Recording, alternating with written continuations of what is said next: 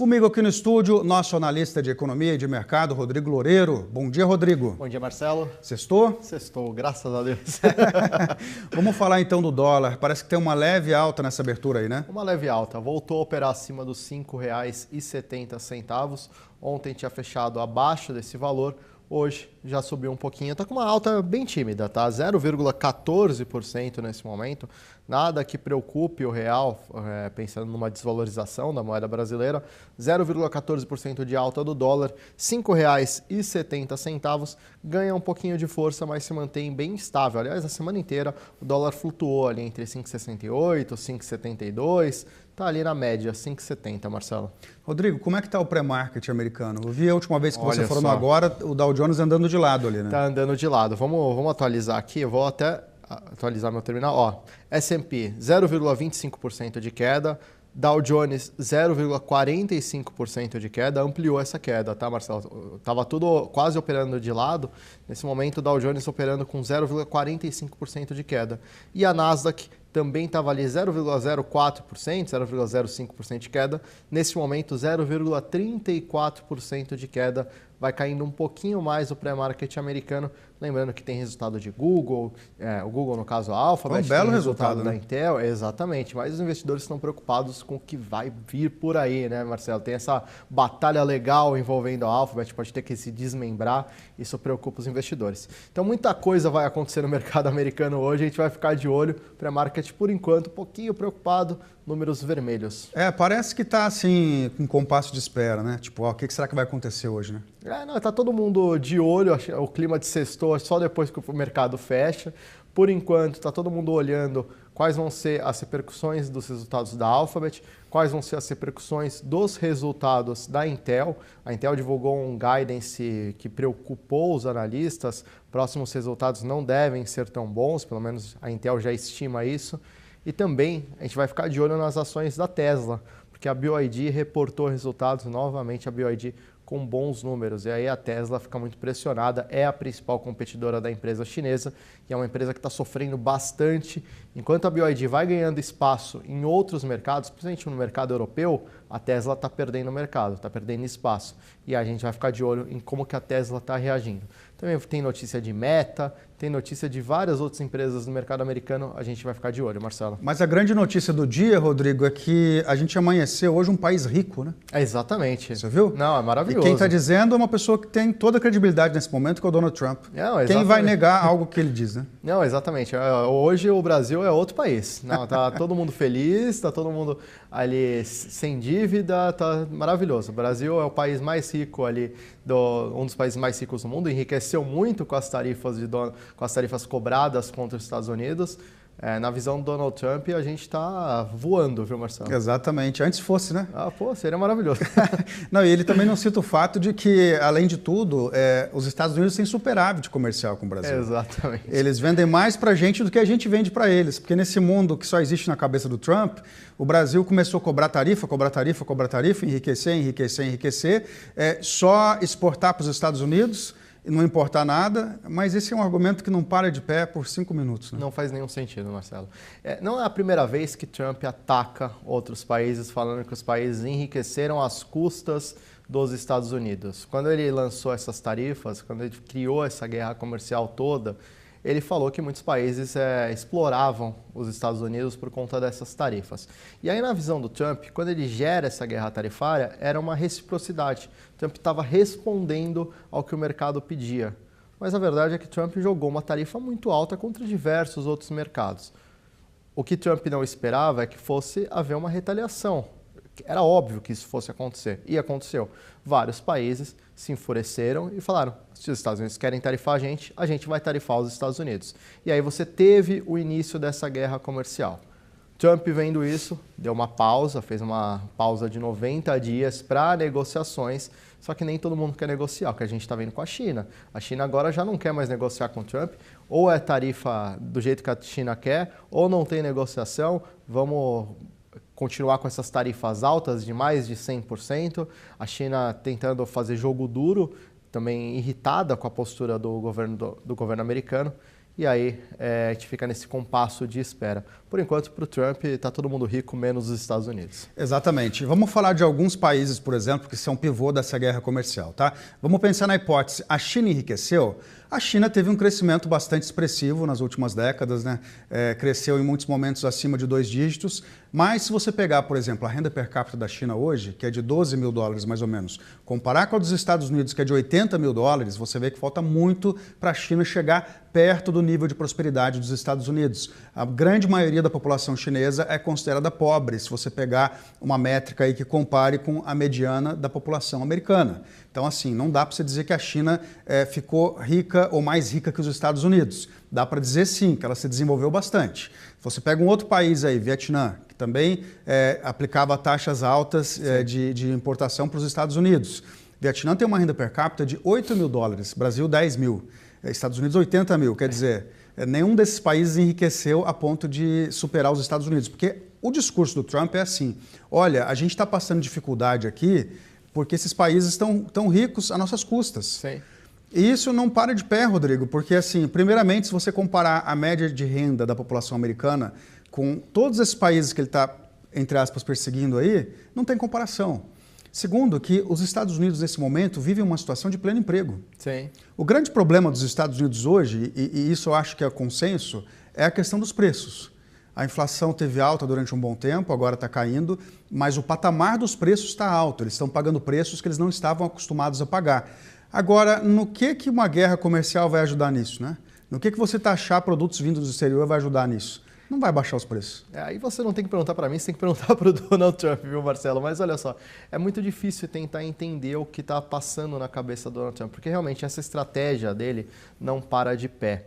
Os Estados Unidos são um país rico, continuam sendo um país rico. E quando ele compara, o Marcelo faz essa comparação, e é uma comparação muito justa, comparar com o Vietnã, comparar com China, não faz nenhum sentido. Vamos pegar a China. A China cresceu muito nos últimos anos, mas não cresceu às custas dos Estados Unidos. Cresceu porque investiu em tecnologia, porque se desenvolveu, deixou de ser um país que apostava muito na economia agrária, passou a ser um país que aposta em diversos setores, principalmente em tecnologia, apostou no setor imobiliário durante um tempo, agora está apostando muito em tecnologia, criou empresas que é o único país, talvez, que consegue rivalizar com as big techs americanas. Você tem grandes empresas chinesas que conseguem incomodar essas empresas americanas. A gente viu, por exemplo, o caso da DeepSeek, a inteligência artificial chinesa, que fez com que as ações de companhias americanas que apostam em inteligência artificial despencassem.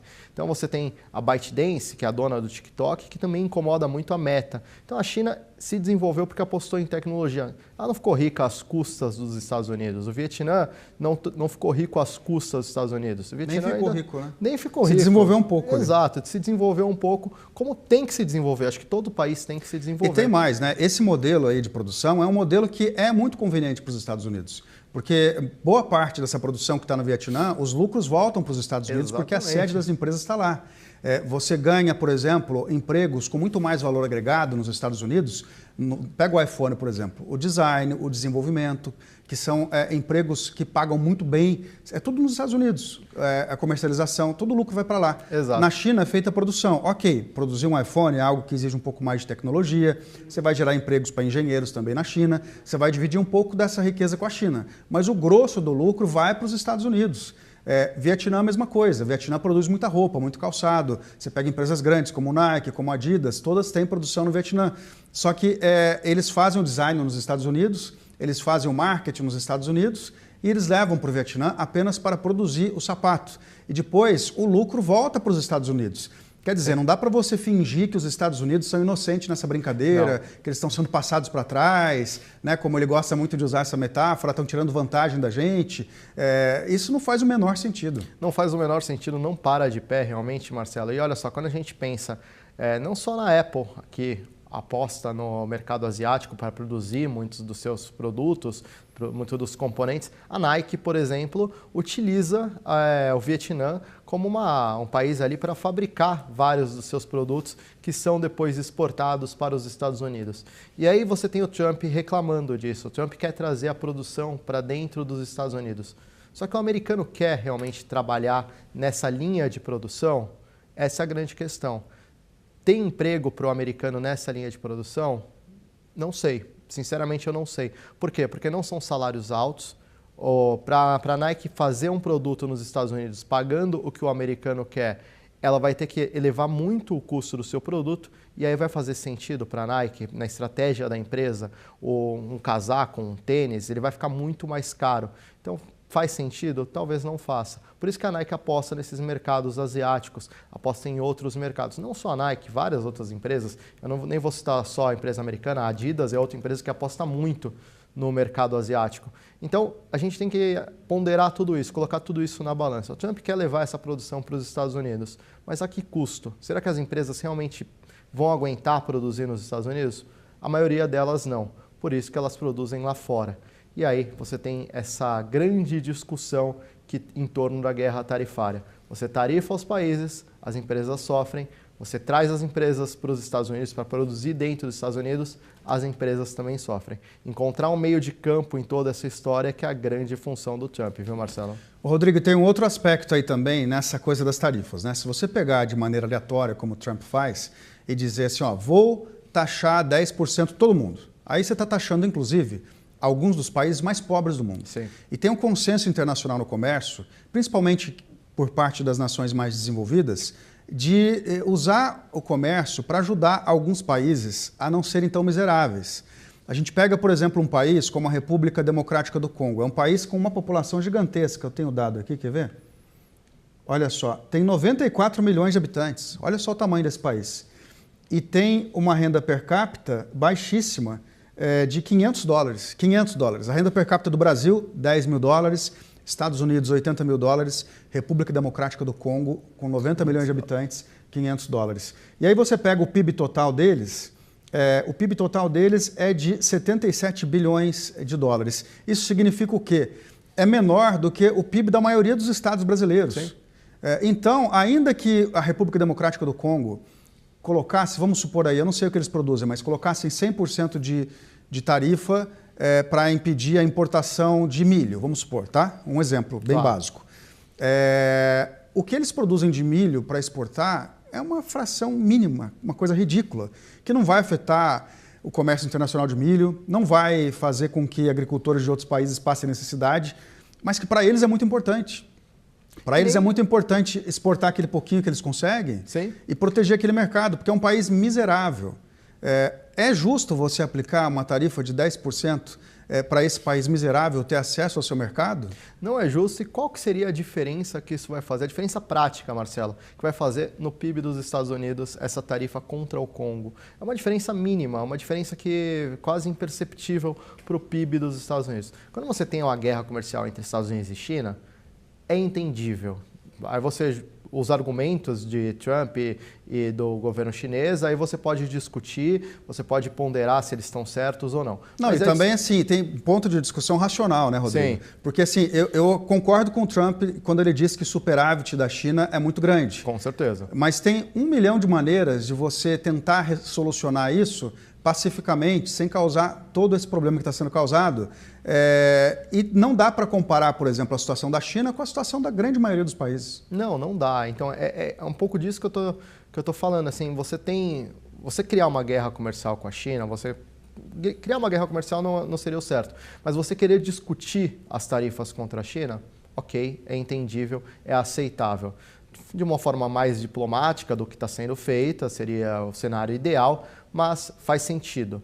Agora, você discutir isso com vários outros países, você culpar outros países como, por exemplo, Vietnã, países do Sudeste Asiático, outros países do Sudeste Asiático, cuja economia é ínfima perto da economia americana, aí fica uma discussão ali que não faz muito sentido. Vai gerar qual impacto na economia dos Estados Unidos? Não vai gerar tanto impacto. Então, assim, você está tarifando muita gente, você cria um desconforto no comércio global de uma forma talvez até desnecessária. Eu acho que o que Trump precisava ter feito era ter negociado melhor essas tarifas com quem realmente está explorando os Estados Unidos na visão dele. E aí seria mais com a China, porque a China realmente tem um superávit muito grande contra os Estados Unidos. É preciso negociar essas tarifas contra a China. A China tem empresas grandes, tem empresas que competem diretamente com as empresas americanas, tem empresas que estão ganhando outros mercados internacionais. Eu citei, por exemplo, a BYD, que está concorrendo contra a Tesla. Então seria uma discussão mais aceitável. Agora, falar de Vietnã, falar até do Brasil, que os Estados Unidos têm superávit comercial contra o Brasil, falar que o Brasil está enriquecendo, aí já passa um pouco, viu, Marcelo? Passa muito, né? E olha, nesta sexta-feira, em uma reunião entre líderes do Comitê Central do Governo, o presidente chinês Xi Jinping apontou para o estímulo à economia do país e uma oposição forte ao que chama de assédio unilateral no comércio. Veja a reportagem. O resultado da reunião, que contou com a presença do presidente Xi Jinping, foi publicado pelas agências estatais de notícia da China. Os comentários são uma repreensão velada às pesadas tarifas recentemente impostas ao gigante asiático pelo presidente dos Estados Unidos, Donald Trump, que desencadearam uma batalha comercial de alto risco entre as duas maiores economias do mundo. O órgão mais influente do Partido Comunista Chinês prometeu trabalhar com a comunidade internacional para defender ativamente o multilateralismo e se opor às práticas de assédio moral unilateral. A brutal guerra comercial ocorre em um momento em que a economia chinesa sofre com o peso de problemas de longa data no setor imobiliário e a relutância dos consumidores em abrir as carteiras. Os líderes enfatizam a necessidade de aumentar o papel do consumo no estímulo ao crescimento econômico. Eles também pediram medidas para aumentar a renda e desenvolver o consumo de serviços, bem como a implementação de cortes importantes nas taxas em momentos apropriados. Pequim negou veementemente que existam negociações comerciais entre os Estados Unidos e a China, depois de o presidente Donald Trump reforçar que há um diálogo aberto para solucionar o impasse entre as duas maiores economias do mundo. As tensões comerciais entre as potências ficaram mais intensas desde que Trump anunciou um aumento radical das tarifas, especialmente para a China. A taxa de 145% foi respondida por Pequim com impostos adicionais de 125% para as importações americanas. Imediatamente, os anúncios provocaram inquietação no mercado financeiro e atiçaram temores de uma recessão global. Mas de ontem para cá, os fechamentos demonstraram maior otimismo dos investidores, principalmente estimulados pelos resultados no primeiro trimestre apresentados pelas empresas de tecnologia. Os números ofereceram aos mercados algo mais para refletir, além das notícias relacionadas a tarifas. Enquanto permanece o impasse na guerra comercial, o Ministério das Relações Exteriores da China reafirmou o compromisso de o país abrir novas portas comerciais e que pretende acelerar as negociações para a atualização do acordo de livre comércio com a Suíça.